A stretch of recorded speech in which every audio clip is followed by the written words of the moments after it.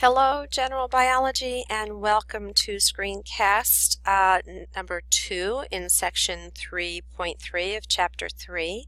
And I kind of left off abruptly. We were talking about the Earth and the biosphere being a closed system, and we know that all matter is going to be recycled. So we need the decomposers and detrivores to be able to break down the matter that makes up the living organisms that we see pictured here and other living organisms into small enough matter, small enough pieces, so that they can be picked up by plants and used by plants and then continued the whole cycle again. So I think, I don't know if I said this earlier in a different screencast, but when you're chomping down on that lettuce, you are also chomping down on the decomposed material that the lettuce was in as it was rooted into the soil, as well as the carbohydrates and the water that's been changed to glucose. So it's recycling that dead organic matter so that it is in a usable form for organisms that eat the producers. And then that material from the producers, when an herbivore eats it, that's put into the skin and the muscle and the flesh of the herbivore that eats it, so that the consumer then will continue to get that energy from the food that the herbivore ate.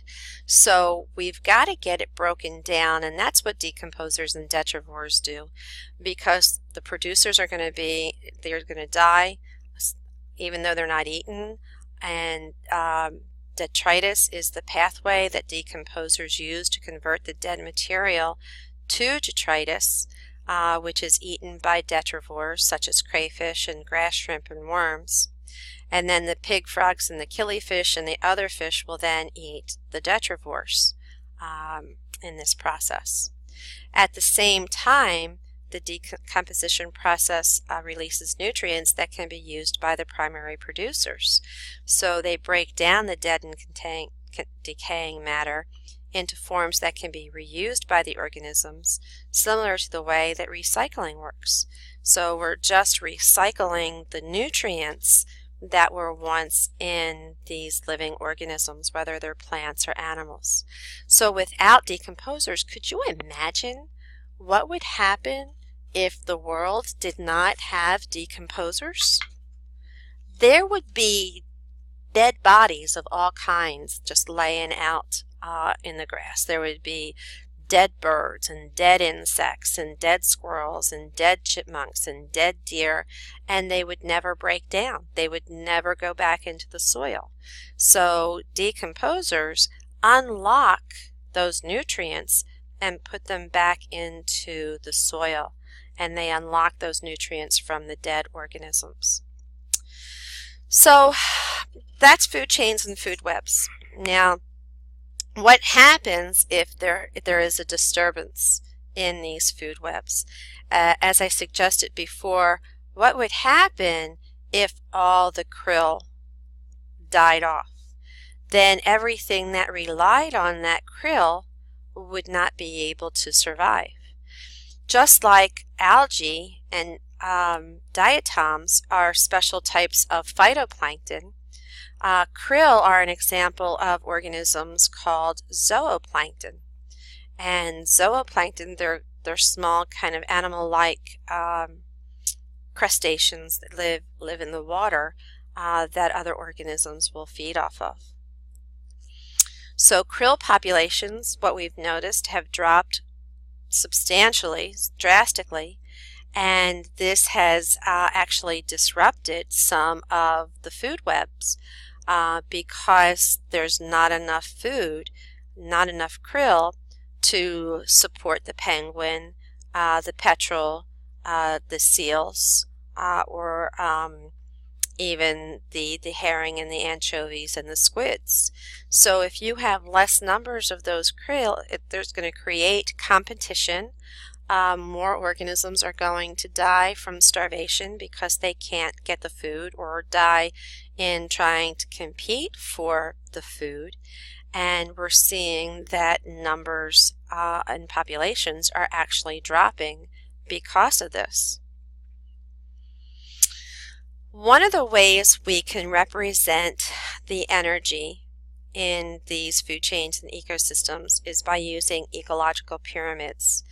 So ecological pyramids are a tool that ecologists would use, and we actually have 3 different types of ecological pyramids that they're going to use. The pyramids are actually going to show energy and the relative amount of energy that are available at each trophic level. They're going to show population numbers, so we can take into account how many of these organisms live within a particular area. And then it's going to take into account biomass. And biomass is all of the living organic matter that is available at each trophic level. So we use these as models to help make predictions and to tell what's happening with these trophic levels. So I said population numbers. A pyramid of numbers is going to give you the relative number of individuals in that trophic level. So let's start with the first one. And this first pyramid that we see is the energy pyramid.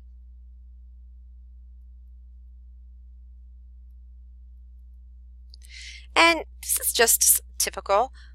For any type of time we use a pyramid as a graph or a chart, the base of the pyramid is the most and the peak of the pyramid is the least. So when we look at this particular energy pyramid, we know that the energy comes from either sunlight energy or chemical energy. And as I had said in that picture that we were looking at the Everglades, the primary producers are going to get 100% of that energy from that light energy or chemical energy.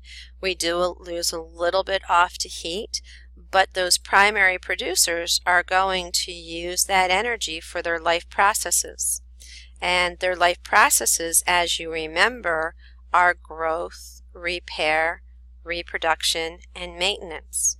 So about 90% of that 100% of energy is going to be used for those life processes. So that means that there's only 10% of that energy left for that first level consumer. And that first level consumer, remember, is going to be the herbivore. It's going to eat the plants. Now the herbivore is going to eat the plants, and it's going to get 10% of that original sunlight energy. It's called the 10% rule. And they're going to use 9% of that 10% for their life processes. So what that means is there's only going to be 1% of that original sunlight energy left for the second level consumer. And that's going to be our carnivore, because they're the ones that are going to eat the first level consumers. So 0.9% of that 1% is going to go for life processes of that second level consumer, meaning that only 0.1% is going to be left for that tertiary, that third level consumer. We also see that there's some energy that's given off as heat, because those life processes generate heat, and that is lost out of the system. And heat is typically the only thing that is lost within any kind of system. So this represents an energy pyramid. The next pyramid that we're looking at here represents the pyramid of numbers. Let me just go ahead here. Okay, this one is going to be, I'm going to change that and say that this one is going to represent biomass. It's not numbers, because we've got different types of organisms that are present. So biomass, this is the total amount of energy that is going to be of living organisms that's going to be present. So this is our biomass. And our biomass is showing us that we have more producers. That's our biggest amount of mass, so that's at the base. Then we have herbivores, and all of those are going to be herbivores. And then we're going to have our second level consumers, which will be less, and our tertiary consumers, which will even be less in mass than everything combined. So ecological pyramids show the relative amount of energy or matter that is contained in each trophic level. There's three different types, as we said: the energy pyramid, which we just looked at, the pyramid of biomass, and the pyramid of numbers. So again, this is the representation of the energy pyramid, and there's theoretically no limit to the number of trophic levels in a food web, or the number of organisms that can live in each level. However, only a small portion of that energy is really passed on through any given trophic level, and it's ultimately stored in the bodies of the organisms at the next level. So the energy pyramid demonstrates that, as we had discussed prior. Organisms expend much of the energy they acquire on life processes, and we went through that as respiration, movement, growth, reproduction, maintenance, and most of the remaining energy is released into the environment as heat, which is a byproduct of those activities, as I had explained. There's an average about 10% of the energy available within one trophic level that is transferred to the next trophic level, and we saw that illustrated. The more levels that exist between a producer and consumer, the smaller percent of the original energy that you're going to get from producers is available to that consumer. So that was one pyramid. The other one that we mentioned is the biomass pyramid, which is the sum total of all the living tissue given within a trophic level, and the amount of biomass in that trophic level, what it can support as far as life that's above it.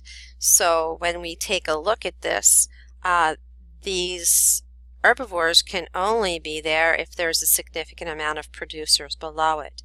These secondary consumers can only be there if there's enough of our herbivores. Our eagle or our hawk can only be there if there's enough secondary consumers available. So it controls the number. Usually the apex predator is in the smallest number, and that's why they're at the top of the pyramid. A pyramid of biomass illustrates the relative amount of living organic matter, and typically the greatest biomass is the base of the pyramid, and this would be a pyramid of a field ecosystem. So in the field, there's more plants that we're going to see, greater biomass, a greater amount of producers than anything else. So we can also use a pyramid of numbers where it kind of counts the number of individuals in a population, and it would look much the same as a biomass pyramid. But it might just have rabbits, or it might just have moles, or it might just have grasshoppers to represent the numbers at the levels, rather than having a group like we see here. It can have either one, but typically it would have one or the other. In most ecosystems, the shape of the pyramid of numbers is similar to the shape of the pyramid of biomass for the same ecosystem, and with the numbers of individuals on each level decreasing from the level below it. So in some cases, however, consumers are much smaller than organisms they feed upon, and there's thousands of insects that might graze on a single tree, and that tree has a lot of biomass, but it represents only one organism. And there are cases where the pyramid of numbers may be turned upside down, but the pyramid of biomass usually will still have a normal orientation to it. Okay, so that ends this section, and we will go on to section 3.4.